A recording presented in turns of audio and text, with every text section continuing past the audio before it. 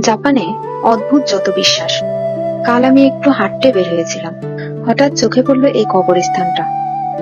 দেখতে কিন্তু অনেক সুন্দর, চারপাশে শান্ত পরিবেশ, কিন্তু কাছে গিয়ে একটা অদ্ভুত জিনিস দেখলাম। কিন্তু এগুলা কি?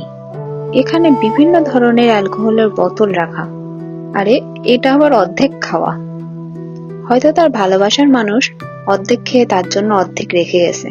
আসলে জাপানে অনেক মানুষ তাদের প্রিয় মানুষ মারা গেলে তার পছন্দের জিনিসগুলো কবরের সামনে রেখে যায়।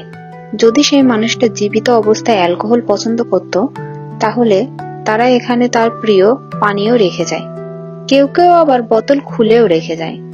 ভাবতে পারেন, মৃত মানুষের প্রতিও তাদের এই ভালোবাসা স্মৃতি ধরে রাখার চেষ্টা।